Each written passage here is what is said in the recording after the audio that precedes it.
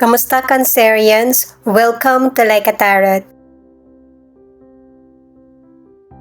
Gamit itong mystical cards at tarot cards, alamin natin kung ano ang gustong ipaalam ng spirit guide mo sa iyo.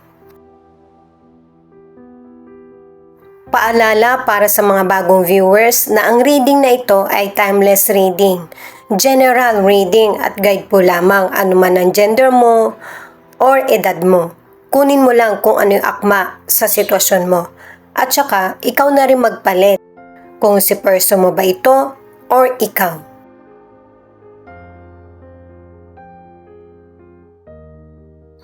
Pinapaalalahanan ka kagad sa mga cards mo.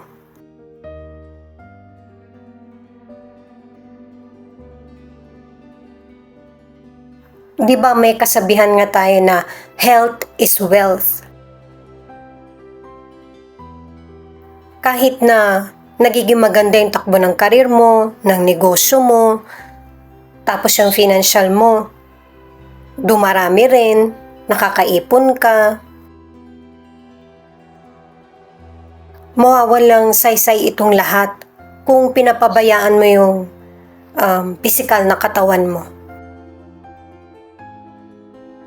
Ipinapaalam agad sa iyo ng spirit guide mo na mas i-priority mo yung kalusugan mo kaysa sa mag-focus ng sobra sa career o negosyo. Kung mahirap na yung sitwasyon mo ngayon, mas lalo pang magiging mahirap kung pababayaan mo yung sarili mo. Napaka-simple ng mga sinasabi, pero may ilang Cancerian na hindi mo to napapansin. At ito yung pinakamahalaga sa buhay mo, yung kalusugan mo. I-balanse mo ng tama para magagawa mo lahat.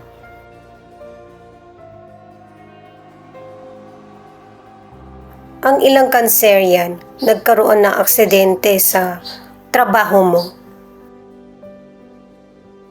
Or nagkaroon ka ng illness na ito yung inaapila mo sa trabaho or sa gobyerno. Nanghihingi ka rin ng tulong sa community mo, sa mga taong kilala mo, sa family mo na pwedeng makatulong sa iyo, kahit ang barangay. At base sa mga cards, may mga tao naman na willing na tumulong sa iyo. Ano man yung mga kinakailangan mo na suporta. Yun nga lang, matatagalan ang proseso nito. Kaya kailangan i-update mo at saka kailangan din ng patience. Patungkol man sa anumang papeles na kailangan ikorte. Na para matugunan yung mga kinakailangan mong papeles or kasagutan sa mga nangyari sa iyo. Para makahingi ng tulong or makamit ang hustisya. Alamin muna natin kung ano ang situation mo. The Death, the Sun in Reverse, Eight of Cups. May pagbabagong nangyari sa buhay mo. Katulad nga ng sinasabi sa naunang mystical cards, posibleng nag-travel ka, nagpunta ka ng ibang lugar, nagkasakit ka, or kakailanganin mo ng tulong ng kapwa mo. At katulad din ng binanggit sa mga naunang cards na magkakaroon ng katuparan kung ano yung gusto mong mangyari sa situation, pero matatagalan talaga. Sinasabi na sa'yo para maunawaan mo ito, pero kahit gaano man ito katagal, hihintayin mo ito. Kasi gusto mo rin ng changes at saka i-apply yung mga transformation na nagaganap sa buhay mo, kahit gaano man ito katagal. Kahit na nauubos yung pasensya mo o nagiging moody ka na. At yung resulta ng paghihintay mo ay pabor sa iyo. Kung ano man yung papeles, sa trabaho man ito o sa negosyo mo, kailangan mag-update ka. Kasi may ilang tao na hindi to papansinin kung ano man yung situation mo or inirereklamo mo. Ang ilan sa inyo sa career or negosyo, posibleng hindi ka na masaya sa ginagawa mo, kaya maglalakas loob ka na i-apply sa sarili ang mga pagbabagong nagaganap sa buhay mo. Ang ilan sa relationship, unstable ang relasyon nyo ng person mo. Nagkakaroon kayo ng argumento at hindi nyo alam pareho kung sino yung dapat masunod. At tatapusin nyo pareho kung ano man yung issue na nagaganap sa relasyon para makapagpatuloy kayo. Para sa ilang single, may potential person ka makikilala pero mapapansin mo. Marami kayong pagkakaiba ng potential person. Kaya maghahanap ka muli ng bagong potential person na kikilalanin.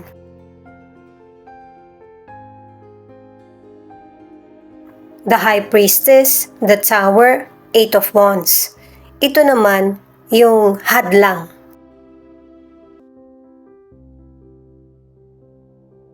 Sinasabi nila na ang Cancerian ay moody.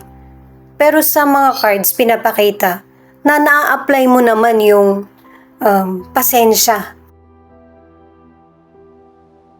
Nakokontrol mo yung sarili mo, pero yung mga sitwasyon na nagaganap, yun ang hindi mo makokontrol o nakokontrol. Ang nakakabuti nito, kahit na may mga hadlang na dumarating sa buhay mo, nakakasabay ka sa ibinibigay na challenges at chances ng universe. Kaya kung ano man yung nagiging hadlang, stress-free ka kasi nagagamit mo rin yung talas ng kutob mo at pasensya. Sa financial, kung gusto mong maparami ito, kailangan mag-research ka, maging mabusisi, metikuloso, at i-apply mo yung kinakailangan. Kasi ito yung magiging dahilan para maging fruitful yung financial na darating sa iyo. Lalo na't may ilang Cancerian na kailangan mo talaga ng financial kasi malaki yung mga bayarin mo or expenses. At saka may ilang Cancerian din na madiskarte kaya nakakatulong ito sa iyo para magkaroon ng growth yung financial mo. Para sa ilang single, may potential person kang nakilala, pero itong potential person na ito, hindi alam ng person kung tapos na ba talaga yung relasyon niya kasi naabandon na itong person na ito kaya hindi niya alam kung pwede rin ba siyang makipagrelasyon na. At yung damdamin mo sa kanya, hindi mo mapipigilan. Ang ilan sa relationship, kakausapin ka ng person mo sa mga problemang dumarating sa buhay niyo. Kasi gusto niya, seryosohin ang relasyon niyo. The World, Knight of Wands, Ace of Cups, in reverse. Ito ang cards para sa solution. Sa career, sa negosyo, sa financial, nagkakaroon ng solusyon ang problema mo. Pero pagdating sa love or bagay or person na nagpapasaya sa iyo, yun yung may kakulangan. Doon nagkakaroon ng problema or hadlang. Nakatatlong cards ka na meron talagang person na hindi kayo magkakasundo dahil sa marami kayong differences. Pwedeng karelasyon mo ito, katrabaho mo, kaibigan mo, or family member. Sa kalusugan naman, okay ang kalusugan mo. Malakas yung pangangatawan mo. Pero syempre, kahit na malakas yung pangangatawan mo, kailangan protektahan mo pa rin ito. May ilang Cancerian na ito yung nagiging problema.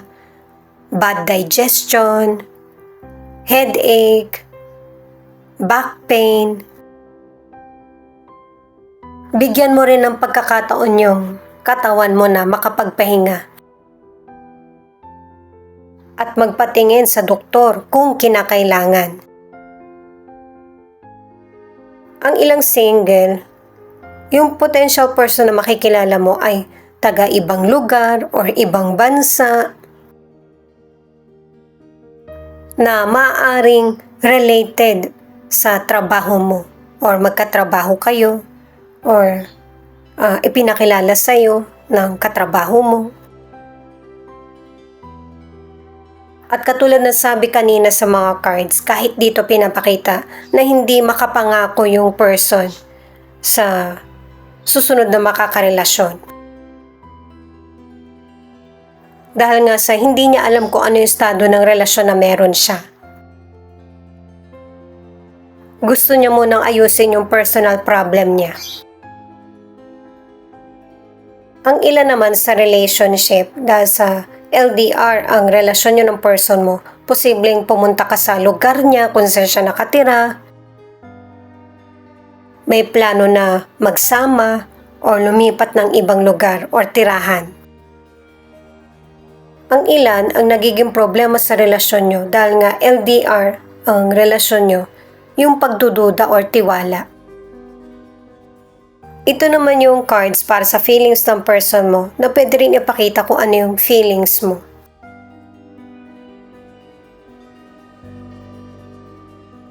Pwedeng person mo ito or ikaw na hanggang dito pinapairal yung patience. Na kahit ano man yung pinagdaraanan sa buhay, ay sinisikap na isa-isa itong mabigyan ng solusyon. Mas pinapairal mo yung talino.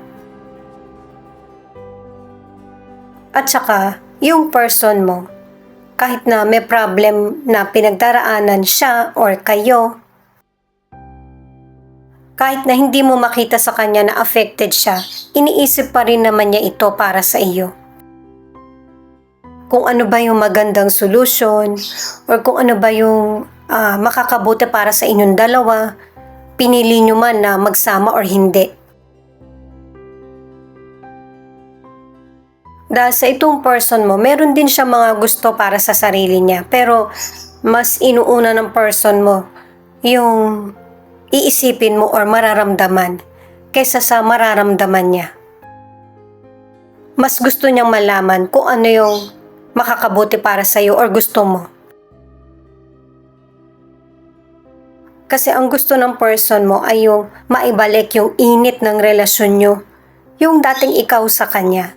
Na sweet, nag-aalala, hindi yung pinagdududahan siya. At sa card na ito, pinapakita, may mga sitwasyon na nangyayari sa person mo na hindi niya na ipinapaalam pa sa iyo. Dahil sa nag-aalala din siya sa magiging reaksyon mo. Baka hindi mo magustuhan or mag-worry ka lang.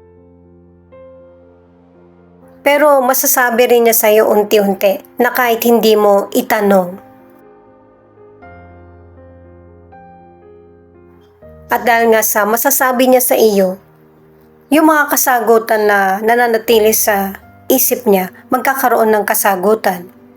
Mareresolbahan yung mga maliit na problema at papalaki na problema.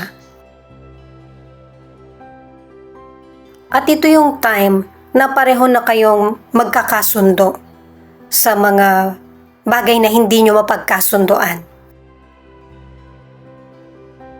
Sabay nyo nang tutuparin kung ano yung mga pangarap nyo sa buhay. Pinili nyo mang magsama or hindi na. Kasi may ilang Cancerian din na pinili na magkahiwalay dahil sa hindi makasunod sa kung ano yung dapat itakbo ng relasyon. Nasa umpisa mahirap, pero unti-unti, pareho na kayo nag-heal. Cancer, Scorpio, Leo, Pisces, Aquarius. Ito yung ilan sa 12 zodiac sign na nangunguna sa reading na ito. Thank you nga pala sa mga nag-like, share, comment, and subscribe. Ingat po kayo palagi saan man kayo naroon. Pakiclick na rin ang notification bell para updated ka sa Laika Tarot readings. Ito naman yung mga letra na posibleng andito yung letra ng pangalan ng person mo or letra ng pangalan mo. L, H, F, E, C, T, Y, I, N, D, B, V, U, P, A.